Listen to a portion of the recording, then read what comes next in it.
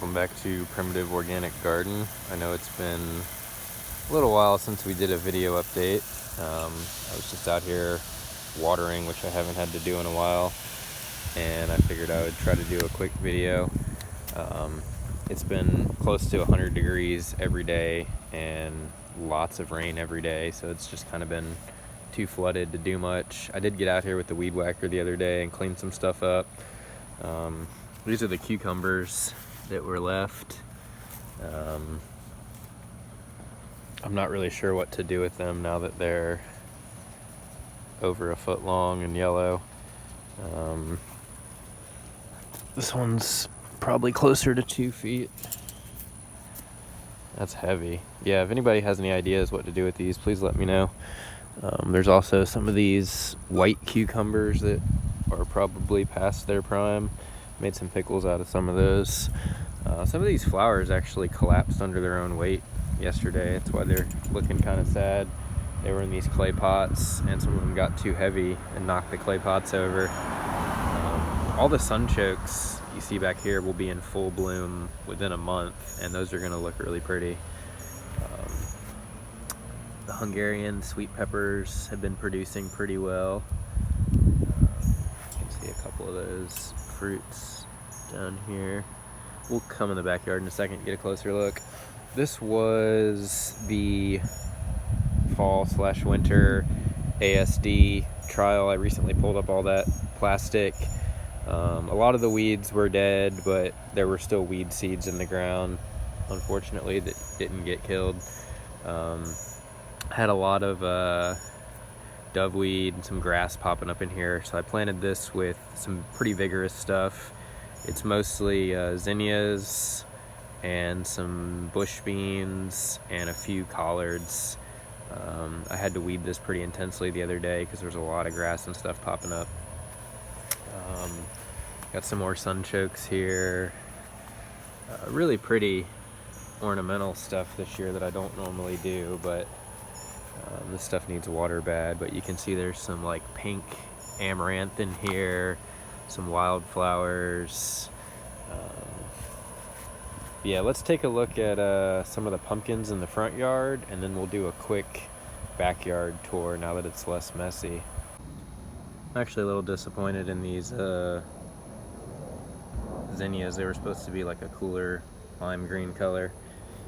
Anyway, the flowers in the front yard are wilting, not because they need water, but because it's 100+ degrees and the soils are actually soggy. So their roots are sitting in really warm, really wet soil, which is probably awful. The zinnias still look like they're doing all right though.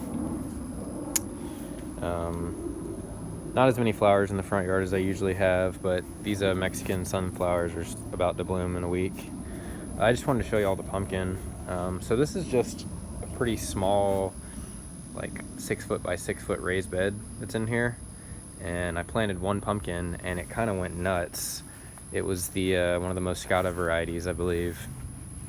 And I mean, you can see this pumpkin occupies an area that's, I don't know, 15 by 15 now. I keep getting harassment about it from the HOA. They want me to get rid of it, and at this point I might actually mow it all down because it's mostly pumpkin and tomatillos in here now. This did have probably 10 different species for a while. There were zinnias and onions and carrots and cowpeas and all kinds of stuff, sunflowers in here. And the tomatillos and the pumpkin kind of took over and outcompeted everything else. And I haven't been getting a lot of tomatillo fruits. And I think the mice are getting most of them because I did find some tomatillo husks under the porch. I've been trying to put out organic bait to desiccate the mice, but the humidity here is so high that the bait goes bad in like a day, and it's expensive. Anyway, just wanted to show you all the pumpkins. It's kind of funny because the pumpkins have now worked their way all the way across the porch. These are my front porch steps, and they're covered by pumpkin vines. And then the pumpkin went through this chair. It's all the way back here in the firewood. Just a ton of pumpkin. Pretty cool. All right, we'll stop looking at silly pumpkins that'll probably never produce and actually check out the backyard garden. Oh, this is a cool wild cherry plum tree that I started from seed. I collected like 40 seeds off of a wild tree that was in fruit last year, and I got 2 of them to sprout. They had to sit in the fridge for a while. This ornamental purple sweet potato is kind of cool. It only stays purple in the shade. The vines that get too much sun just turn green. Hey, dogs. I'm trying to teach this little farm dog how to hunt mice.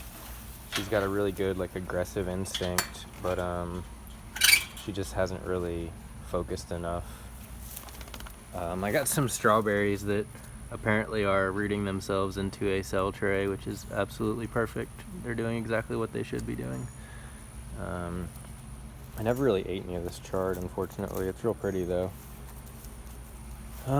This is still kind of a mess over here. I need to get all these potted plants out of here and weed whack all this down. I've been trying to work on getting the greenhouse back in decent shape. There's another one of these pumpkin things over here. So the greenhouse was a huge mess. There were 7-8 feet tall weeds in here, a lot of mint. There's still a lot of work to do in here. You can see some of these weeds. That's a tomato plant, but all this needs to get whacked down. I need to clear off these tables and start cell trays for fall stuff. Just been busy. And like I said, it's been 100 degrees and raining every day, so pretty miserable conditions to be working in. I did accomplish something this week. This was the Zucchini Patch. The zucchini was getting devastated by a lot of different things. It was a powdery mildew resistant variety, so I didn't have to worry about that, but it was getting tore up by roly-polies. I thought it was vine borers, which I've never seen here before, but I opened some of the stems and they were all torn up with roly-polies. Hey, Zinnia, get out of there. Zinnia, get out of there. They were all torn up with vine borers. Not vine borers, roly-polies. And pickleworm's about to be here any minute. It's later than I've ever seen it, I think. Usually we have pickleworm by June-ish. So I cleared out all the zucchini that was in here. I weed whacked all this down first, and then I hoed it. I have this really nice rake that I got from Midwestern Rake, which is amazing. Need a lot of work really quickly. There's some random taro plant that popped up in here, and I can't figure out how. Very strange.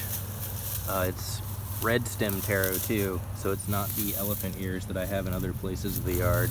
If anybody has any advice on what to do with this, I know it's technically edible, but they're also really invasive. I kind of want to just dig this thing up, but if anybody has any advice about that, I need to plant something here this week. If I can't think of anything that'll do well this time of year, it'll probably just default to collards. I mean, we're still in the rainy season for another month or two. It's going to be 100 degrees and raining every day, and not a lot of crops like those conditions. Although this taro would be super happy. Anyway, so I'm going to replant this pretty soon. I'll take a look at a couple other things. So we were sort of looking at this from the other side of the fence a few minutes ago. There's some volunteer sweet potato from last year coming back. More volunteer sweet potato. These eggplants are finally doing better. These were not looking good when I had these fabric pots on the plastic. They apparently really need to be on the ground, I guess, for capillary action and all that.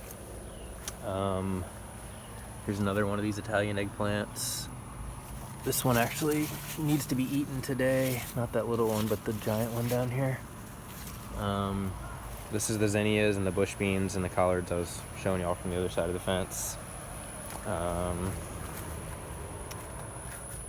I'm really hoping that this Hungarian pepper takes off. It's in the pot that the corn was in earlier this year. I mean, this plant's loaded with peppers, but it seems like it needs to grow more. I'd rather have a bigger plant. So this is the regular elephant ear that's all over the neighborhood. That looks very different than the volunteer taro I just showed y'all, so I'm puzzled how that taro ended up in the middle of a vegetable bed. I don't think taro propagates by seed. Maybe it does. I have a big problem with this weed here. I think this is called doveweed, I was told. Anyway, these are the cucumbers I was showing y'all. There's some pepper plants over here that I can't really reach right now. Zinnia, get out of there! Stop eating flowers! She's been chewing on the flowers for some reason. I've about given up on what was the strawberry and oregano patch. It's just being so intensely outcompeted by sunchokes. Probably not worth fighting that. This is a huge weedy mess that I need to clean up, but this tomato rooted itself in here and now I'm hesitant to disturb it. More awful elephant ear. These are all tomatillos that I feel like I should just whack to the ground because they're massive plants and they have no fruits on them. I see plenty of flowers and no fruits. I got a bunch of different tomatillo plants in here. I got plenty of bees. I'm not sure why they're not producing fruits. It's frustrating and it's a huge waste of space. So I might just whack all these down. Very upsetting. There's a cherry tomato back here that's getting destroyed by leaf-footed bugs. There's some more sweet potato over here. You can see there's a ton of just volunteer sweet potato from last year. I made that mistake one time of throwing a sweet potato into the compost pile, and now I have sweet potato plants everywhere every year. You can see some of the cherry tomatoes here getting hit by leaf-footed bugs. I am pretty happy with how vigorous this cherry is, though. It's climbing this giant metal trellis fairly well, although there's sweet potato on there too. That's funny. Some random wildflowers. I tried to whack down most of the blackberries with the weed whacker the other day, but it's tough to do that. These are all pole beans, including one variety that I've been working on myself. Oh look, a random loquat tree. That's cool. Yeah, these are all pole beans. I don't see a whole lot of beans on these yet, probably because of the heat, but I'm expecting a pretty massive harvest from these come fall. I mean, I don't know if y'all can really see the scale of that, but it's a 4x4 raised bed that had about 10 or 15 bean plants in it, and now it's like way up into this oak tree, taller than that shed. This is still a pretty big mess. This was comfrey and tomatoes. There's some Malabar. Good old Malabar comes back every single year. Malabar's a really interesting plant. It does great here, but you don't start seeing them volunteer until about June or July, because I guess they need really warm soils, so they must just leave seeds hanging around for a long time, and then they inevitably sprout when it gets hot. Yeah, I know there's a lot of work to do back here. Oh, there's one zucchini plant I missed, forgot to get rid of. There's more sweet potato back there. The comfrey is really expanding its territory, which is interesting to watch. I don't really mind that one too much. All these random avocado trees popping up. I can never tell if it's ones that died in the winter that are coming back from the rootstock, or if it's just new ones, because I eat so many avocados and I'm constantly tossing the seeds out here. Although I'm probably going to stop doing that because I think they attract mice. I tried to do a nice compost pile this year too, and inevitably compost piles here always just get full of weeds and they attract a lot of things like mice. But I've tried my best to compost and it's really just not worth it here, unfortunately. Yeah, so oh look, random muscadine grapevine. But yeah, that's the midsummer messy permaculture food forest tour. I know things don't look beautiful right now, but there's a lot of production and a lot of food. It just kind of looks messy. But anyway, thank y'all for tuning in, and I'll try to make videos more often.